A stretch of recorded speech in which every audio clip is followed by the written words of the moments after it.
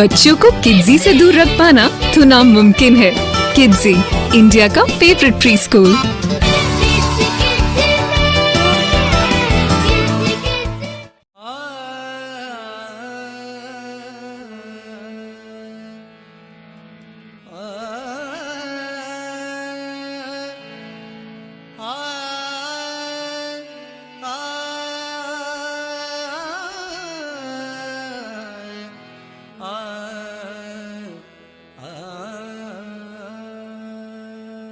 नमस्कार, मैं अभिनेंद्र। भारतीय संस्कृति से गुलजार और मन को शांति देने वाले वातावरण में कौन नहीं रहना चाहता। एक ऐसा शहर जहां हजारों लोग भारतीय संस्कृति की परिभाषा को समझने और महसूस करने आते हैं। लेकिन भला शांति भी कब तक शांत रह सकती है। 21 मार्च की रात भारत के संस्कृति के दम घुटने की दास्तान ने एक शहर को बड़ा झटका दिया था। इस घटना ने जिस्म के हैवानियत की पराकाष्ठा को पार कर दिया था। इस कहानी को सुनकर पुलिस अधिकारी भी दंग रह गए थे। ये कहानी दीपा की है। दीपा का घर सजा हुआ था। मधुर संगीत से वातावरण में शादी का माहौल घुल सा गया था। नाते रिश्तेदार हंसी टिटोली कर रहे थे। सहेलियां दीपा को छेड़ रही। दीपा शर्माते हुए अपने कमरे में चली जाती है। भला वो शर्माती भी क्यों ना। दीपा का होने वाला पति जितेंद्र दीपा से महज 2 साल बड़ा था। जितेंद्र की फल की दुकान थी। वह अच्छा कमाता था। रिश्तेदार कह रहे थे कि जितेंद्र दीपा को बहुत खुश रखेगा। पूरा आंगन सहनाई से गूंज उठता है।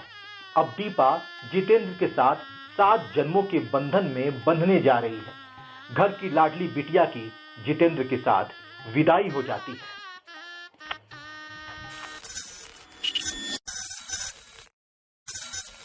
दीपा महज 28 साल की है।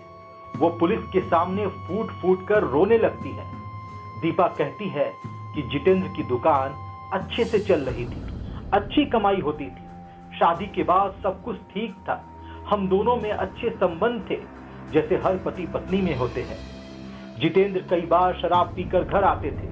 शुरू में ऐसा नहीं लगता था कि लत बढ़ती जाएगी, लेकिन मैं गलत सोचती थी। शराब की लत धीरे धीरे बढ़ती गई। मेरी 2 बिटिया भी हैं, लेकिन जितेंद्र के लिए मैं बस जिस्म थी। दीपा की आंखों में आंसू भरे।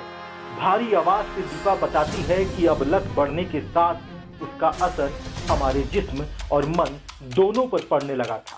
कभी वो पति की तरह नहीं, बल्कि किसी रेपिस्ट की तरह हमारे शरीर को नोचते थे, ऐसे जैसे कोई गंदी फिल्म की शूटिंग चल रही हो। दोनों बेटियां अब धीरे धीरे बड़ी हो चुकी हैं, लेकिन पति के नशे में गंदी हरकतें करने की आदत खत्म नहीं हुई, बल्कि बढ़ती गई। घर में आते ही कई बार बेटियों के सामने गंदी हरकतें करने लगे। मेरे जिस्म को दबोच लेते थे।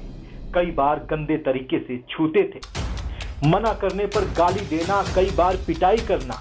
इससे बेटियों के सामने अब हालत अजीब सी हो जाती थी। अब पति मुझे पत्नी की तरह नहीं, बल्कि एक शरीर की तरह समझते थे। दीपा बताती है कि जब नशे में जितेंद्र आते थे तो वो कई बार अप्राकृतिक सेक्स करते थे। वो विरोध करती थी तो वो मारते पीटते थे, फिर जबरदस्ती करते थे। आखिर इसे कब तक बर्दाश्त करती। फिर दोनों बेटियों का ख्याल आ जाता तो चुप्पी साध लेती। अब शादी के इतने साल हो चुके थे, इसलिए सोचती थी कि किसी तरह सब कुछ ठीक हो जाए। इस कहानी का ये वो दिन है, ये वो रात है जब सब कुछ खत्म हो जाता है। जितेंद्र रात में नशे में धुत होकर घर पहुंचता है। घर आते ही मारपीट करने लगता है। वो दीपा के जिस्म पर टूट पड़ता है, उसे नोचने लगता है। दोनों बेटियां सब कुछ देख रही होती हैं। दीपा ने बेटियों को दूर भेज दिया, लेकिन जितेंद्र दीपा को नोचता रहा। जितेंद्र ने उस दिन सारी सीमाएं पार कर दी। दीपा ने बताया कि उस रात की हरकतों को मैं बर्दाश्त नहीं कर पाई। सोचा कि आज खुद ही आत्महत्या कर लेती, लेकिन फिर सोचा अगर मैं मर गई तो दोनों बेटियों का क्या होगा। पति तो दूसरी शादी भी कर लेगा, लेकिन बेटियां अभागी बन जाएंगी। इसलिए मन को मजबूत किया और तय किया अब तो मरना पति को होगा। 21 मार्च की वो रात दीपा ने खाने से पहले सब्जी में नींद की कई गोलियां मिला दी। उसी सब्जी को पति जितेंद्र को खिलाया। खाने के बाद जितेंद्र जल्दी ही गहरी नींद में सो गया। उधर बेटियां भी सो गई, पर दीपा की आंखों में अब नींद नहीं थी। रात के करीब 2:30 बजने वाले थे। दीपा ने सब कुछ देखा, फिर रसोई में पहुंची, वहां से चाकू उठाया और कमरे में आई। उसने गहरी नींद में सो रहे पति जितेंद्र के मुंह में पहले कपड़ा ठूसा ताकि जितेंद्र शोर ना मचा सके। फिर एक कपड़े से उसके गले को दबाया, लेकिन गला दबाने से जितेंद्र की मौत नहीं होने वाली थी। इसलिए दीपा ने चाकू उठाकर जितेंद्र के सीने में कई बार मारा। कई सालों का गुस्सा उसी चाकू के सहारे पति के सीने में उतार दिया। अब जितेंद्र मौत की नींद सो रहा था। फिर सुबह होने पर पहले तो वो इधर उधर की बात करती रही, लेकिन आखिर में सबके सामने सच बता दिया। ये कहानी राजस्थान के खूबसूरत शहर भरतपुर की है। भरतपुर नगर में जितेंद्र की फल की दुकान थी, लेकिन जितेंद्र के करतूतों ने एक हंसते खेलते परिवार को खत्म कर दिया। दीपा ने जिसके साथ 12 साल पहले 7 फेरे लिए, जिस पति के नाम अपना सब कुछ दे दिया, उसे ही दर्दनाक तरीके से मौत के घाट उतारने के बाद दीपा के हाथ भी नहीं कांपे। आखिर इसके पीछे की वजह क्या होगी, यह सोचकर हर किसी का दिल दहल उठता है।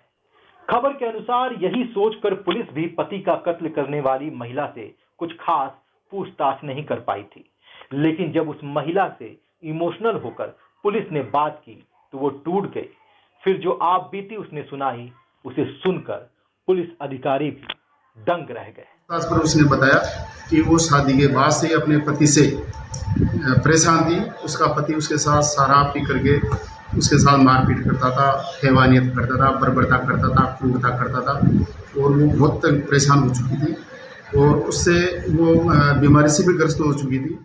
पुलिस भी ये सोचने लगी कि इस महिला की जगह कोई दूसरी होती तो वो क्या करती, लेकिन कानून तो कानून है, वो ऐसी घटना की इजाजत नहीं देता। लिहाजा दीपा को गिरफ्तार कर अब न्यायिक हिरासत में जेल भेज दिया गया है। लुटेरा है अगर आजाद तो अपमान सबका है, लूटी है एक बेटी तो लूटा सम्मान सबका है। बनो इंसान पहले छोड़कर तुम बात मजहब की, लड़ो मिलकर दरिंदों से, ये हिंदुस्तान सबका है। जय हिंद। फिर मिलेंगे आपसे एक और नई कहानी के साथ। धन्यवाद।